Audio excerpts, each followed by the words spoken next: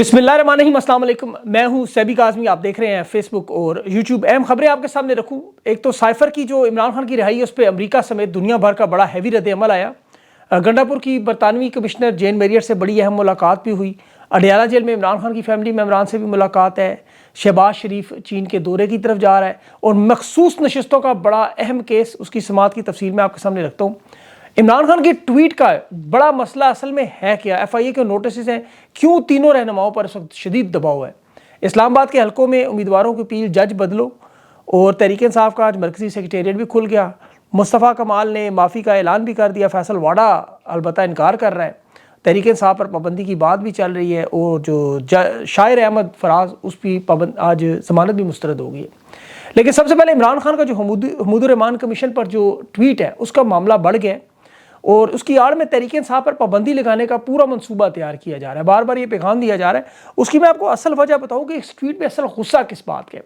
ये FIA barrister गौर, उमर अयूब और रऊफ हसन साहब को बुला रही है और चूंकि ये सेक्रेटरी इन्फॉर्मेशन है, रऊफ हसन साहब, बाकी दो तो शायद बात जाए, लेकिन इनके ऊपर सारा मलबा फेंकने की तैयारी होगी।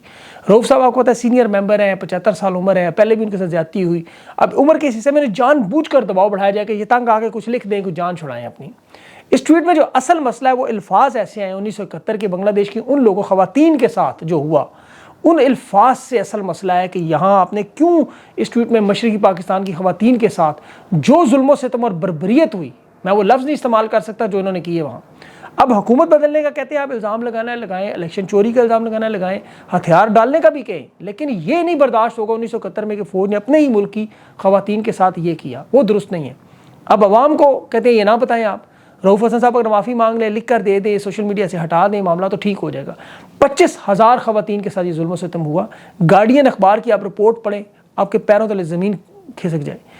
बंगाल का कसाई बुचर जिसे कहा जाता है, टिक्का खान, वो इंचार्ज था इस ऑपरेशन सर्च का, और उनके देखें इनके चेहरों पर, उन खवातीन के, उनकी रूह पर जो घायल ज़ख्म है, तार तार है बांग्लादेश में। मेरे बहुत से ऐसे दोस्त हैं बंगाल के जो बताते हैं मुझे अपनी नानी दादियों के साथ जो होने वाली दास्तान है। उन्हें वहाँ वॉर हीरोइंस कहा जाता है, पूरा एक इलाका है वहाँ पे। अल्लाह माफ़ करे, बार उस पर मैं ज़्यादा तफसील में नहीं जाता, यकीन करें। लेकिन इस ट्वीट को हटाने के मामले में कहा गया है कि इसको हटाएं। तहरीक इंसाफ के साथ जो लोग हमदर्दी रखते हैं इदारों के अंदर भी, वो भी इन्हें कह रहे हैं कि आपकी क़यादत से मुश्किलात हटेंगी, वरना ये आपकी जमात बैन करने की तरफ भी लेके ये ट्वीट आपको जा सकती है। तो तहरीक इंसाफ के पास ऑप्शन है, सोशल मीडिया का साथ दें, दबाव का सामना करें। अभी तो देखें आरिफ अलवी समेत तमाम वकला इस बात पे मुत्तफिक हैं कि हमुदुर रहमान कमीशन रिपोर्ट पाकिस्तान के जजेस ने बनाई, पाकिस्तान के आला अफसरान ने तरतीब दी, इसमें कोई जो हक़ाइक़ है वो हटा नहीं सकते। एतजाज़ एहसन हो, सलमान अकरम राजा हो, बैरिस्टर, जितने भी वकला हैं सारे यूनानी मसली एग्रीड हैं कि एक तरफ आप इद्दत जैसे केस बनाएं जहाँ बुशरा बीबी के अयाम की बातें भी हों, तो दूसरी तरफ 1971 की बात करें तो तकलीफ़ क्यों हो।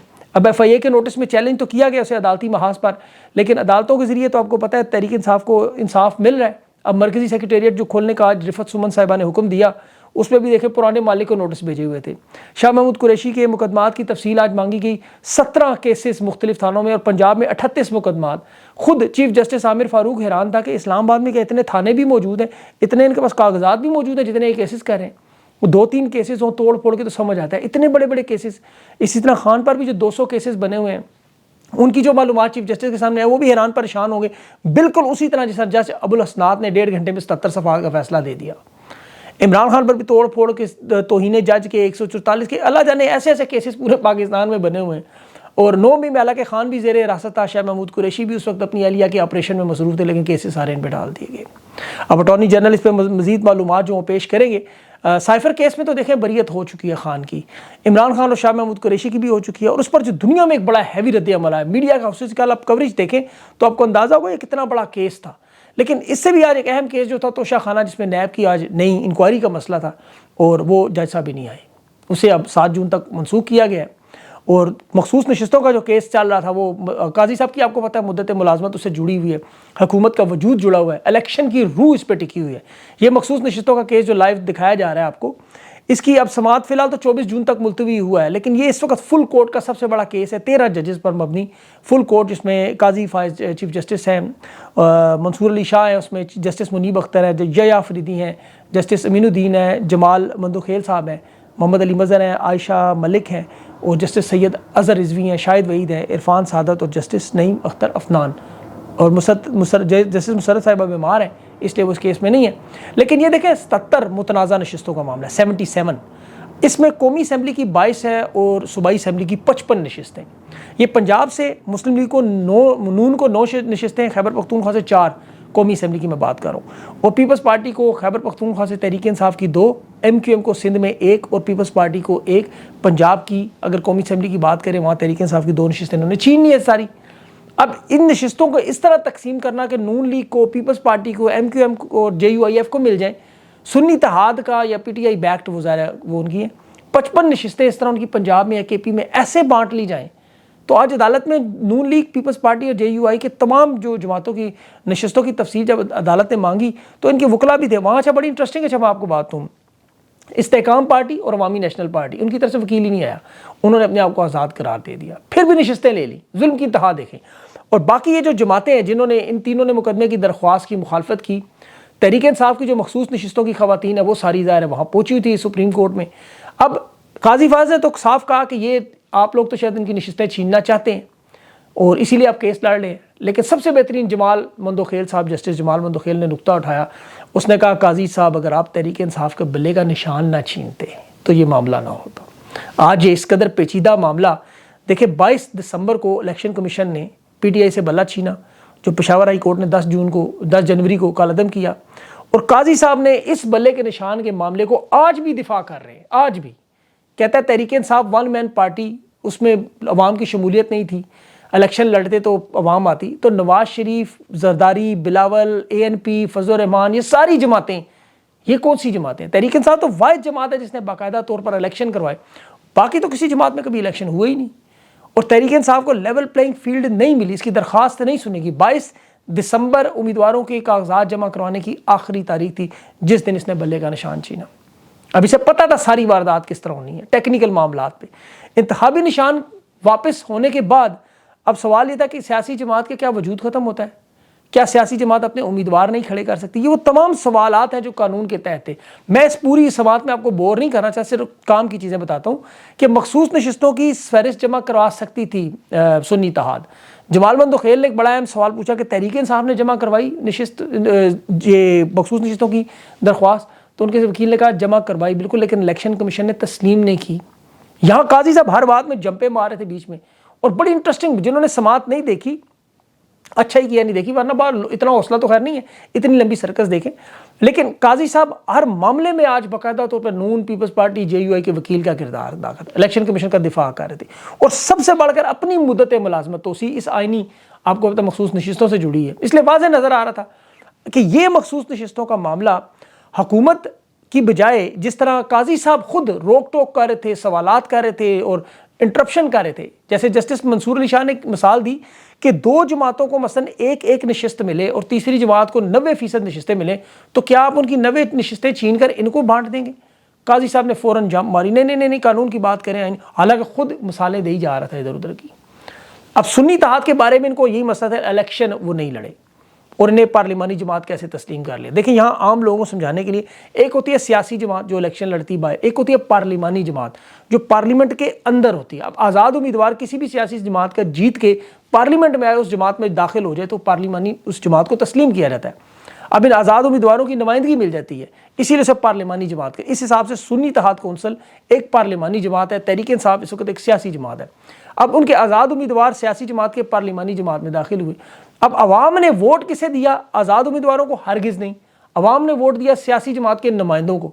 قاضی صاحب نے جو ججز کے سوالات پر آج وکلا کو روک رہا تھا بار بار, وہ یہی معاملہ تھا. کاش میں اگر اس کو ہوتا تو ایک جواب دیتا, لیکن بار اس نے سننی کسی کی بھی نہیں تھی.